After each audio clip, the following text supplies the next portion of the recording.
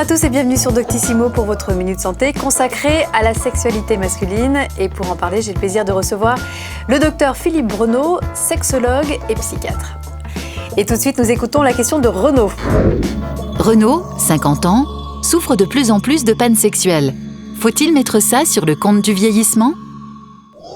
Docteur Breneau, est-ce que les hommes autour de la cinquantaine, comme les femmes, vont subir cette fameuse ménopause, enfin on parle d'andropause chez les hommes, c'est-à-dire cette chute d'hormones qui peut expliquer certaines défaillances sexuelles ? Alors d'abord, il faut le dire très clairement, non, il n'y a pas d'andropause. On ne parle pas d'andropause aujourd'hui.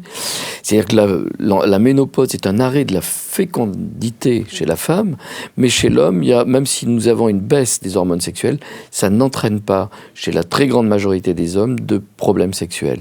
10% d'entre eux, oui, ont un syndrome particulier, ils verront un médecin. Mais la plupart du temps, c'est pas l'âge qui va donner cela. Alors, quelles sont les causes, justement ? Ça va être des causes, alors, assez différentes. Ça va être des causes de maladies, oui, bien sûr. Il peut y avoir des maladies cardiovasculaires, diabète, de l'hypertension. Et puis, la première cause, c'est le stress, c'est les tensions, ce qu'on appelle l'anxiodépression.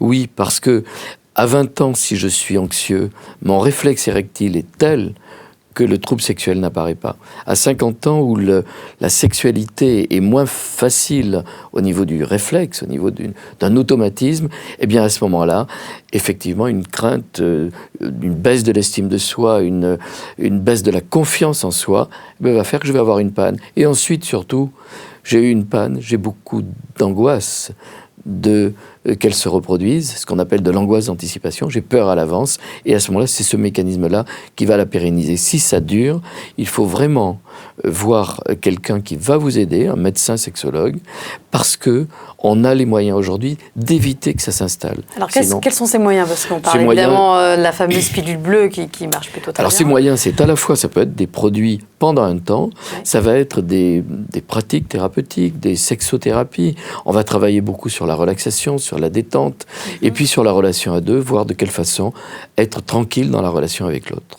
Et puis très souvent, on va surtout travailler sur l'anxiété, sur le niveau d'estime et de confiance en soi. D'accord. Dernière question, pourquoi, malgré toutes les campagnes d'information, les hommes sont encore très réticents à aller consulter un médecin, un spécialiste quand ils ont des problèmes ? C'est vrai des hommes, c'est vrai des femmes, puisque dans l'étude suivante que je fais sur les femmes, on se rend compte qu'il y a beaucoup de femmes qui ont des difficultés sexuelles, et c'est moins de 10% qui ont consulté, alors qu'elles sentent qu'elles ont une difficulté. Oui, il est plus facile aujourd'hui de parler même aux conjoints.